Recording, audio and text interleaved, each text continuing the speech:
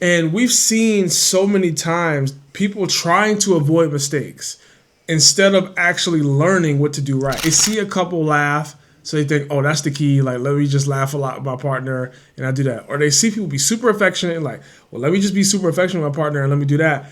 But they never slow down and think like, is there something that every successful couple does? Is there a formula? Don't despise your dating season or your dating kind of period and try to rush and get it over with because it's not enjoyable. There's a lot of people who love God and their relationship isn't really that great. There's practical skills that you need along with loving God to actually have a healthy relationship.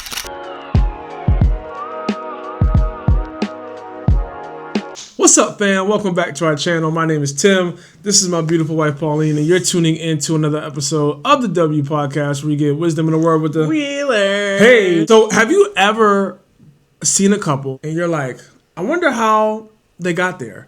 Like, they seem happy, they seem in love. How did they do that? Like, what was their dating story like? Like, sometimes you see people and you're like, what did that look like to help you get where you are? Right. And we've seen so many times people trying to avoid mistakes instead of actually learning what to do right. Like, they see a couple laugh, so they think, oh, that's the key. Like, let me just laugh a lot with my partner and I do that. Or they see people be super affectionate and like, well, let me just be super affectionate with my partner and let me do that. But they never slow down and think like, is there something that every successful couple does? Is there a formula, essentially? Is there a formula to success in a godly dating relationship? Or is it just they had chemistry, it was meant to be, It worked out. fairy tale, Disneyland? Fate. Like, is it just that? Or is there a formula to having a successful relationship? And we would argue that there is a formula. Every relationship has its differences. Every relationship has its quirks and things that make it work for that specific couple. But at the root, there is a formula to success.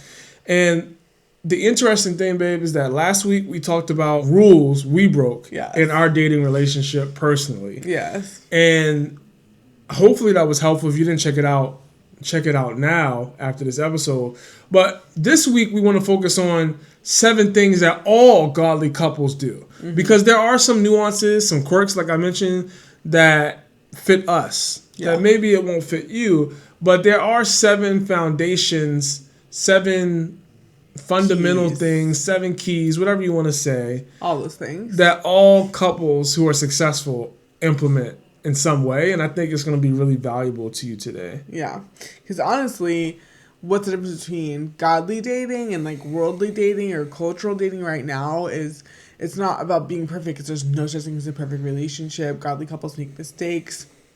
They fall, they sin, all those different things. And that doesn't make them ungodly. But the difference is intention.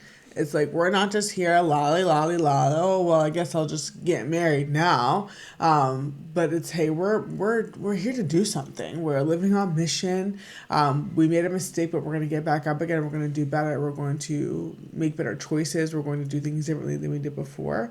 So that's really what we want you to walk away with today, is knowing how to live and build a relationship with intention, and hopefully live your entire life for the Lord with intention, not just your dating relationship. And I hope you don't miss that. Like, the intentionality piece, like, if you don't get nothing else from this episode, like, remember, I need to be intentional with my relationship. Because I think so many times we just think, oh, well, we get food, we watch Netflix, we hang out, we go on dates, like, whatever you do, we go hiking, like, whatever you and your partner do, like, we just do that, and we're just us. Right. And that's what makes it special. It's like, no, like, that's not what success long-term looks like. It looks like a lot of intentionality, a lot of conversations, a lot of planning. And they may not sound fun. That may not sound romantic. It's not always fun or romantic.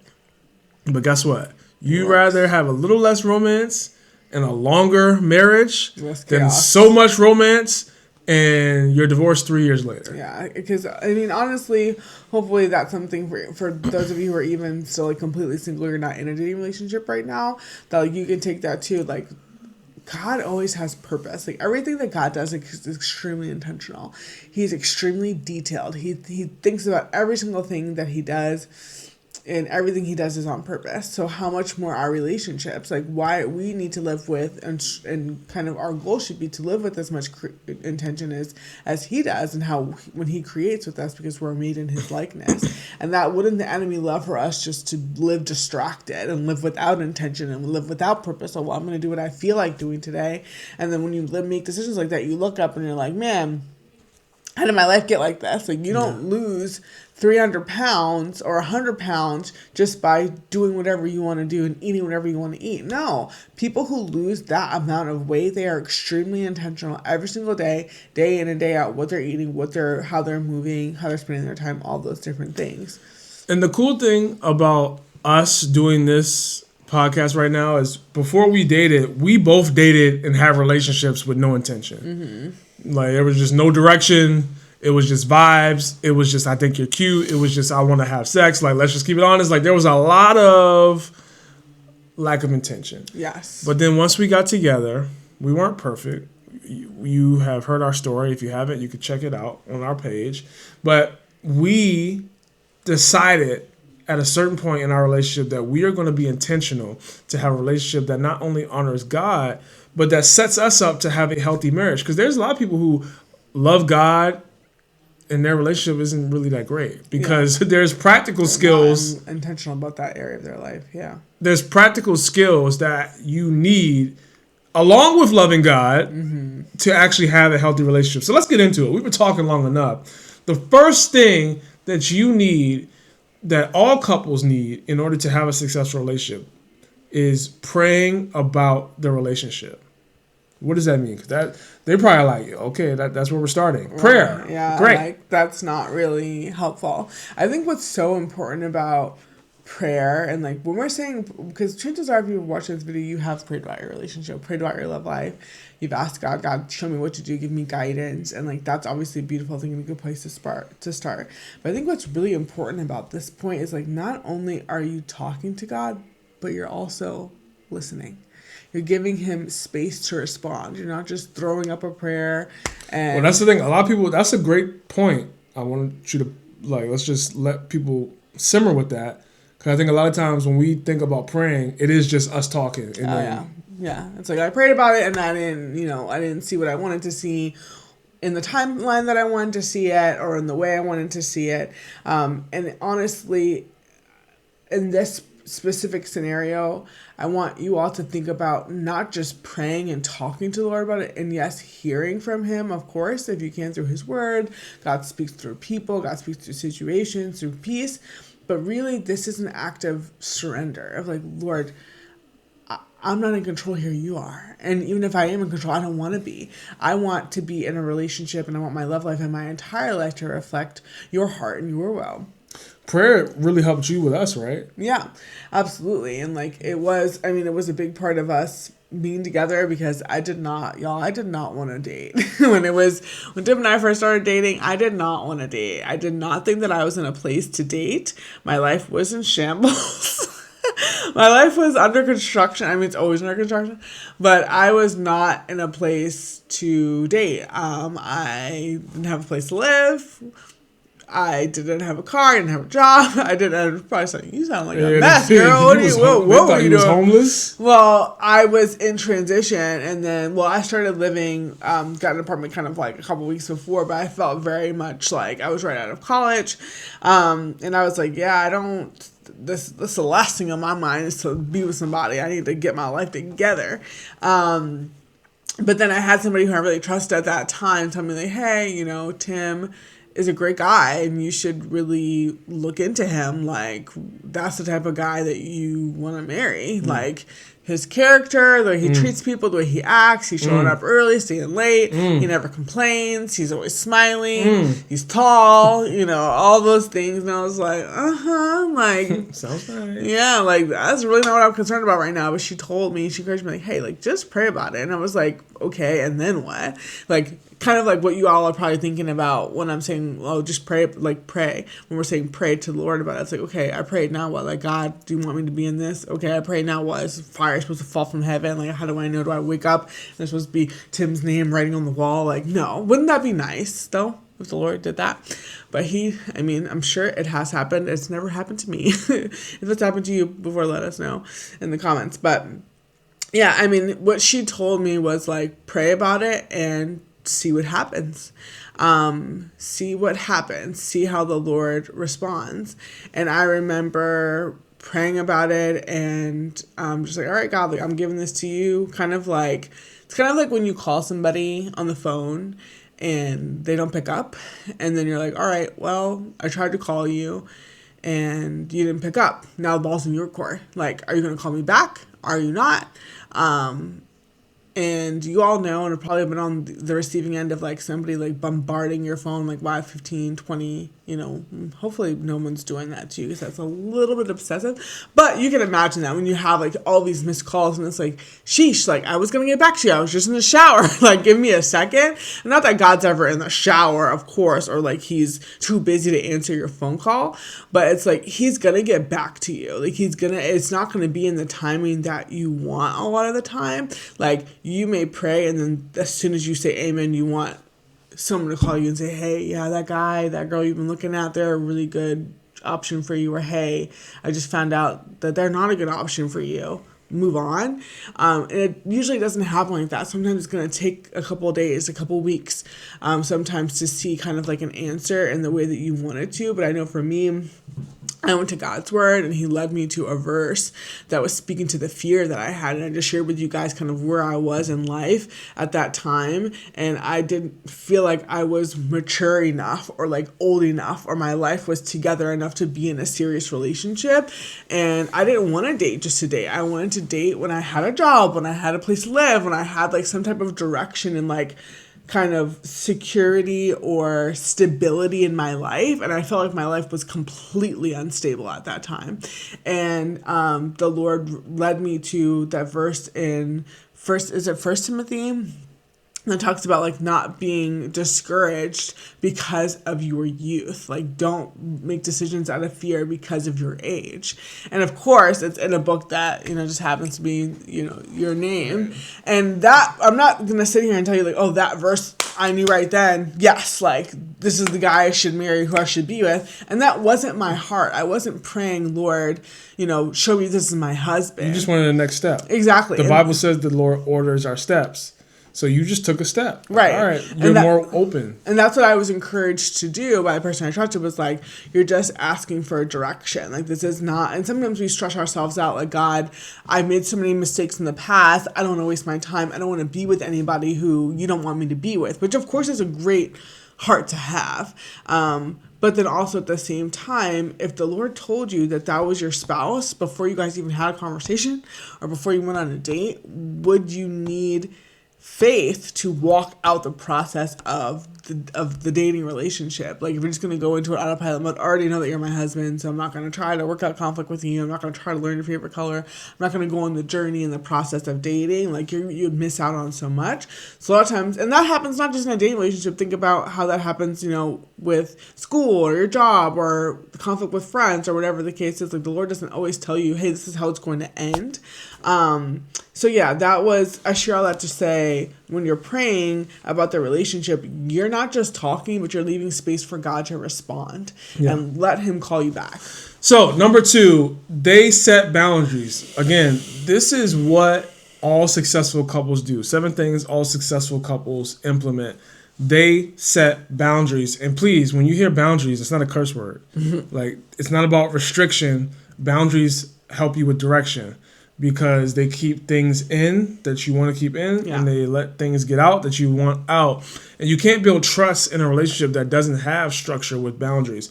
And the cool thing about setting boundaries in dating, because obviously we think about the hot topics like not having sex before marriage and setting up boundaries to help you not cross that. But that's not the only thing you need to have boundaries with. Yeah. You need to have boundaries with your time. Yeah. You need to have boundaries with your emotions, boundaries with your spiritual life. Like, there's so many finances. There's so many areas where you need boundaries. And one of the cool things about dating is it gives you an opportunity with your partner to work on how do we have boundaries together. Because when you get married, you're still going to need boundaries. Mm-hmm. Boundaries with the in-laws. Boundaries with your kids, if you have that. Mm-hmm. Boundaries with your work. Like, there's going to be boundaries that come up that's going to be necessary to have the relationship that you want. Because you can not have boundaries with your work, and then you look up and you don't even know who your spouse is 8 years into marriage because you dove into work too much. Like boundaries help you set healthy parameters to keep your relationship at the forefront where it needs to be. So that was something that was key for us. We've talked about it several times on the podcast. We'll keep talking about it. Different episodes.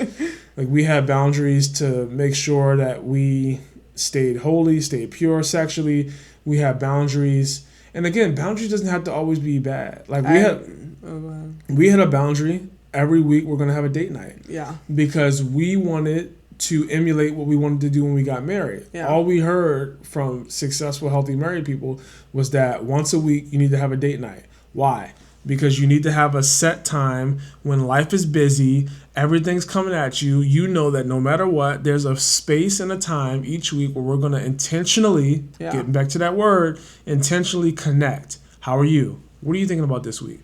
What do you think about this? What have you been dreaming about lately? Like having that intentional time. We started that in dating. Like it blows our mind how many people are dating who aren't really dating. They're not going on dates at all. It's hang out. Yeah, it's just hanging out. And it's like, that's not dating. Dating should be intentional. Right. Doing fun things, different things, new things. Adventures, That is a boundary that we had. So it doesn't always have to be something that's like negative or prevention. It can be something that's actually helping you add. Or even like calling each other once a day, even if it's just for 5-10 minutes. Like, hey, I want to hear your voice. You know, the day is busy. I want to make sure I'm connecting with the person that I love or that I'm, intentionally getting to know when you're in a relationship. Like, that's a boundary. Because you're keeping the good things in. The best way to think about boundaries, as you said, is like their fences. They keep the good things in and the bad things out, or the things you want in and the things you don't want out.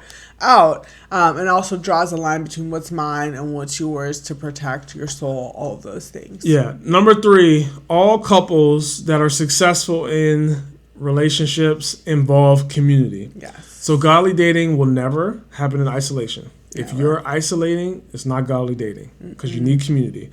So accountability will expose blind spots that you have, because when you start dating somebody, it is tested and proven that there's different chemicals and dopamine and things happening in your body that literally is blinding you from seeing some of the flaws that somebody has, because you're just so hyped up to be with somebody new. It's so exciting. So you need people who can point out like, yo, what's up with that? And like when we were dating, we had people that we involved that prayed for us, that asked us hard questions, that kept us grounded. Like, hey, like, don't be kissing on church property. Like, we literally had somebody tell us that. Like, yo, what are y'all doing? Before we stopped kissing, somebody told us, like, somebody came and told me that they saw you kissing. Like, let's just not do that. Like, it's confusing people. And it's like, we had to submit to that. Yeah. And that wasn't very humbling. Yeah, because like, tell me what to do. I do what I want. It's like, no, like, that's not the point. So again, don't be afraid of those moments, because like anytime you have to kill your flesh, that's a good thing. Because in order to kill your flesh, that means you are looking at God and his ways better than yours. That's the only reason we kill our flesh, because it's not aligned with God, and we want to be aligned with him. Number 4. All things couples do to be successful, they pursue purity. Yes. What's that mean? Godly couples do. Yeah. So if you ain't godly, I know some of you are probably like rolling around. What's like, pure? Yeah, duh. Like, okay, that's not really helpful. Because you're just thinking purity is about sex, and it's not. Purity is about God's presence. It's about his pursuing his presence, welcoming his presence, having a pure heart before him, worshiping him, and everything that we do. It's really more about the posture of your heart, because there are a lot of couples out there who are not having sex for a lot of different reasons. Some of them not because they want to honor God. It's just something that they're not comfortable doing, or they have insecurities or other different things. So it's not just about. And honestly, the easiest way to stay away from sin, especially sexual sin, is to run after God with everything that you have. And of course, this world, like, take 2 breaths and sin, you'll have an opportunity to sin. It's very, very easy to sin, but it is not as easy to pursue God. So if you are constantly focused on, how do I get closer to him? How do I better know him? Are there more shows and books and videos and things out there that can teach me about him and bring me closer to him? It's going to be a lot harder for you to focus on casually sinning. So I think that that's what a lot of godly couples do. It's like, there's not just, it's like, hey, you want to go to a worship night? Yeah, I've been wanting to go to a worship night. Would love to go to worship night. That's going to be so easy for you guys to, to stay close to him if that's kind of like your regular rhythm. And I'm not saying, every single dinner, every single date, you're reading the Bible together and like... Right, because that's not what we did. That's not what we're saying. Right, exactly. It's more about running towards God. So it's kind of shifting that mindset, like, okay, how do we stop having sex? How do we stop, being emotionally dependent or codependent on each other? And it's like, well, you have to have a healthy alternative. And that's so true. And I was talking to a friend about this with like addiction and things like that earlier today, but it's like, you have to have a healthy alternative if you're trying to remove a bad habit. And even when it comes to something like, if you have a food addiction or you're just trying to lose weight or change your body, like how your body looks in some way, it can be so easy to think, I'm not going to eat any sweets, I'm not going to eat candy.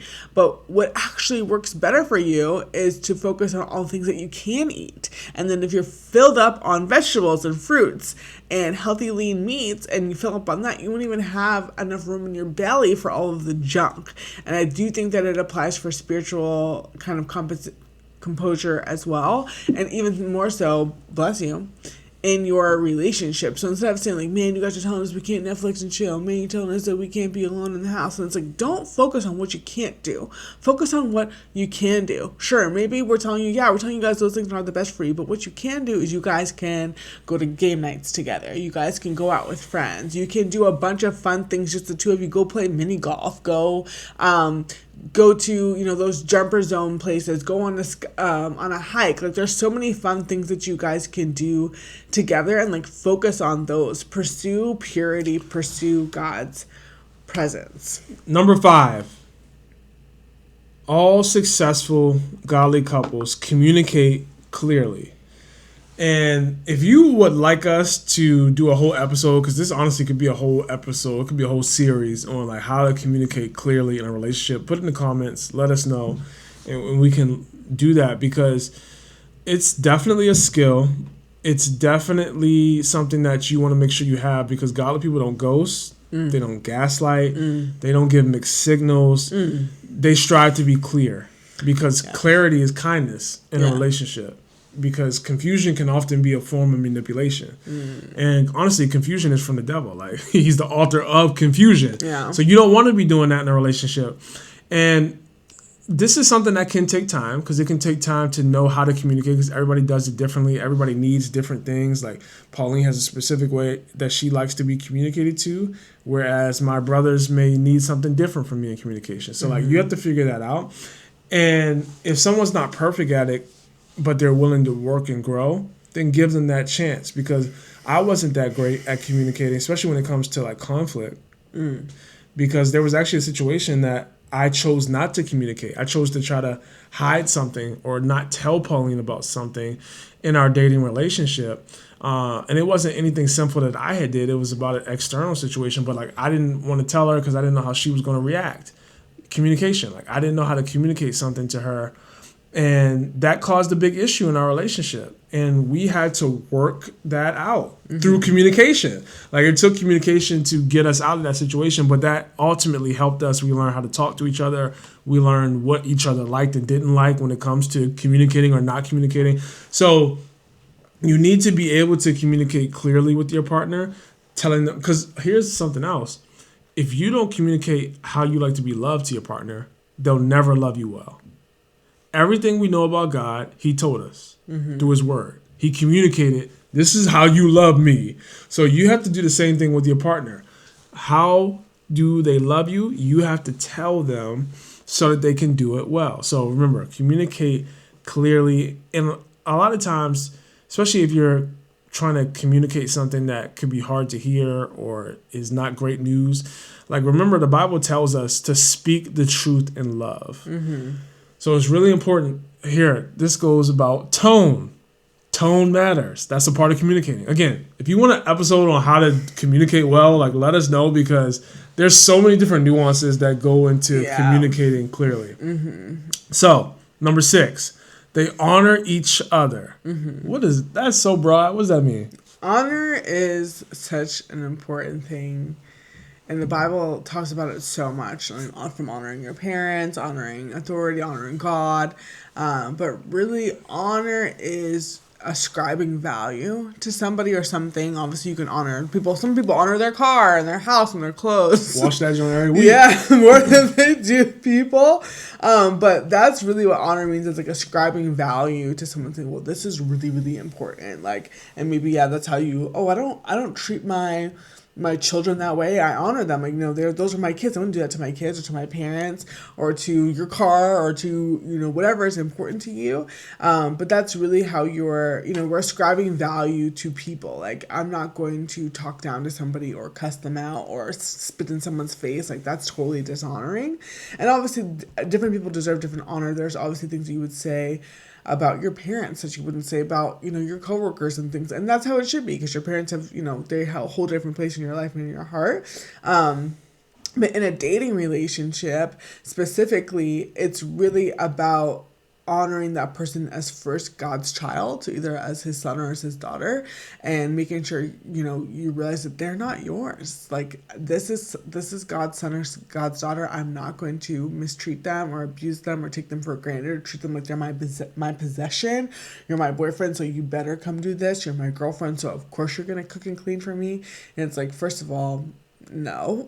And even, obviously, that even translates into marriage, where, like, I cook and clean for our family because I love our family and I honor our family, but also, like, you do things for me. You take out the trash, you work, like, you cook and clean. Too, right? Yes. Lord knows I'd be cleaning. Yes, you do clean a lot. All right now. Don't be lying. I'm not lying. Boy.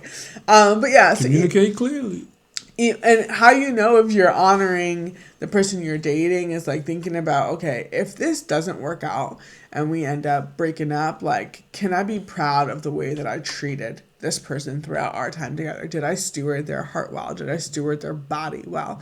Or did I treat them like something that was mine, like my plaything? You were my servant. And maybe you wouldn't go out and say it in that way, but just kind of, like, be able to fast forward through. And we're not saying, like, oh, you guys are definitely going to break up, but it's more about saying there's so many people, y'all, and some of you know these people and have talked to them yourself, where, like, they're not proud of the way that they dated, and they ended up getting married. And I remember, there's a couple that we know, and I was talking to her about her and her husband's dating experience, and they lived together during marriage, and she was like, yeah, like, They lived together they lived together before they got married, and she's just like, yeah, I'm just not proud of it, and I, wish we did it differently, and, like, they want better for their kids, they want their kids, some coming to Christ, they want to make their kids to make better decisions than they did when they were dating, and that's not what we want for you guys. Like, we want you guys to look back, and whether you get married or not, be proud of how you treated the person that you're with, and yourself, of course, because, it can go several ways. Yeah.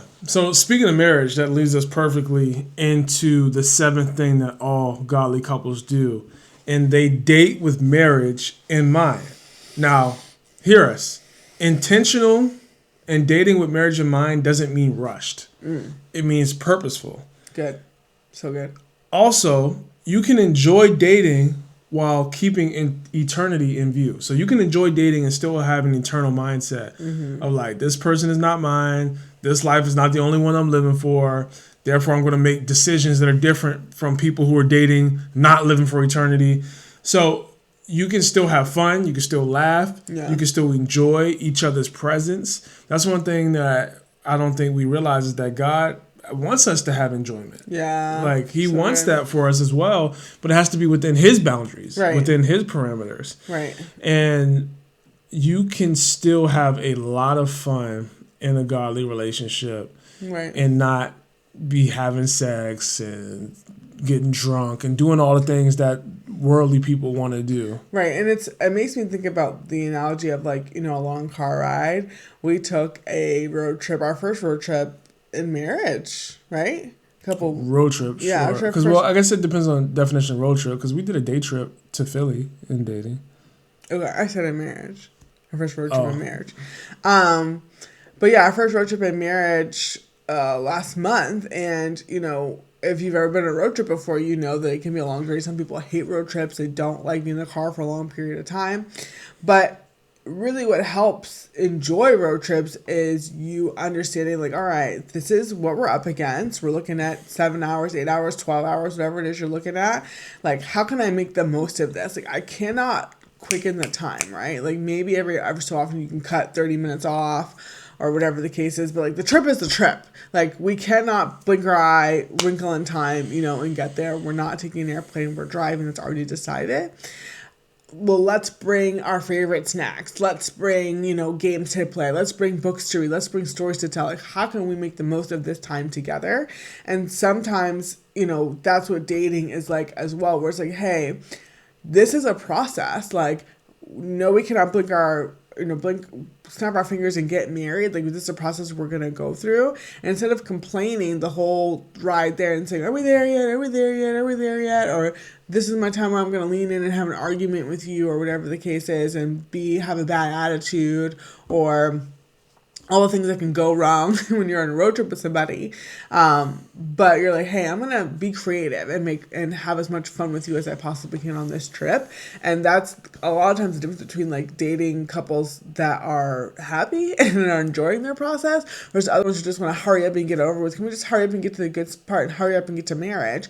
And like, it's good to want to be married. And obviously there are a lot of benefits to marriage, but if you're not ready for it, and not that anyone's ever ready for marriage, but if you skip steps in the dating process, it's not going to be as fun for you. There's a reason why you should not jump from kindergarten to college. Like, some people are on advanced track, yes, but they didn't skip any steps. They just did all the steps faster than other people do it. So like, you can't jump from level 1 to level 10. So don't despise your dating season or your dating kind of period and try to rush and get it over with because it's not enjoyable. Yeah, because dating, if you keep marriage in mind, like even before you get with somebody, you can evaluate people's character and be like, I'm not even going to try to date you because I can see this wouldn't work out for me in marriage.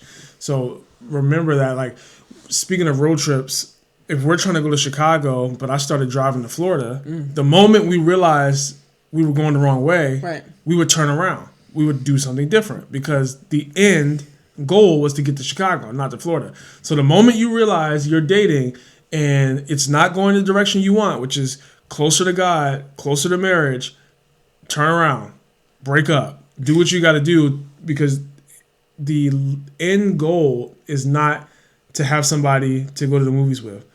That's such an old reference, but like, it's not to have somebody to go to dinner with, to do whatever with.